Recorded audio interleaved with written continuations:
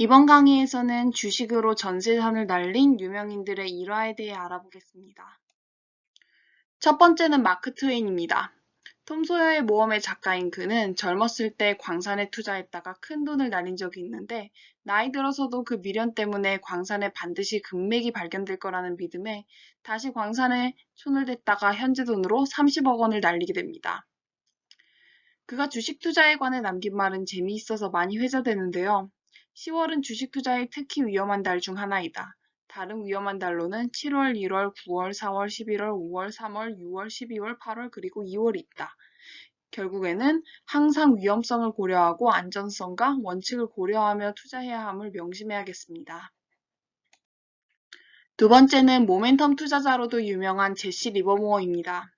그는 오르면 사고 내리면 공매도를 치는 추세 매매의 창시자로 피라미딩 전략과 같은 방법을 사용하여 대공황 당시 1929년 초 강세장이었을 때 공매도 포지션을 취해 마침내 대폭락이 시작되어 1억 달러의 수익을 올립니다.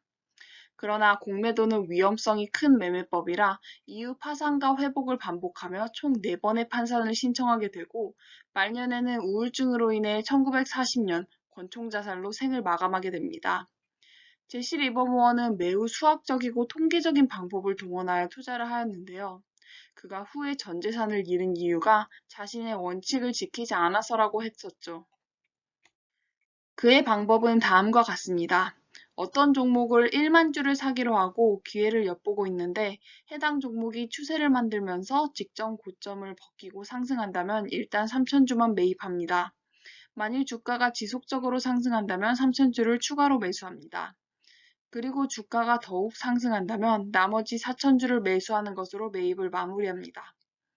그러나 만일 처음 3,000주를 매입하고 주가가 역행하는 움직임을 보이면 추가 매수를 하지 않고 있다가 5에서 10% 손절매를 합니다. 이렇게 되면 손실은 보유 금액의 30%에 대한 5에서 10%의 손실로 한정되고 이익은 60에서 100%에 대한 무한 이익이 이루어지므로 이익은 키우고 손실은 줄여라 하는 격언에 부응하게 됩니다. 또한 자금의 30% 규모로 추세를 검증하기 때문에 손실 가능성에 대한 심리적 여유가 있어 시장을 냉정한 눈으로 관찰할 수 있게 하여 언제나 이기는 싸움을 할 수 있게 됩니다. 이처럼 리버모어가 강조하는 것은 추세에 따라 매매하는 것이고 추세에 따라 매매를 강화해 나가면서 손실을 줄이고 이익을 키우는 것입니다. 이는 일반 투자자들의 매매법과는 정반대라고 할 수 있습니다. 데니얼 디포는 로빈슨 크루소로 잘 알려진 영국의 소설가입니다. 그 또한 평생을 글만 쓰면서 모은 재산을 60이 넘은 나이에 시작한 주식으로 전부 날리게 되는데요. 당시 그가 투자했던 회사인 남해 회사는 영국의 공기업이었는데 회사에서 주가를 띄우려고 의원들에게 각종 로비와 헛소문을 퍼뜨려 주가를 올렸습니다. 그때 그 헛소문을 믿은 사람들이 주식을 샀고 남의 회사 주식은 순식간에 10배가 뛰었는데 결국 모든 소문이 헛소문으로 밝혀지면서 주가는 폭락하게 됩니다. 이에 따라 데니얼 디포는 전 재산을 날리게 되어 이후 10년간을 생활고로 어렵게 살다가 사망하게 됩니다. 첫 번째는 아이작 뉴턴입니다. 만류인력 법칙으로도 잘 알려진 영국의 유명 물리학자 아이작 뉴턴은 이전 영상에서 언급되었던 다니엘 디포와 마찬가지로 남의 회사 폭락 사건 때 큰돈을 날리게 됩니다.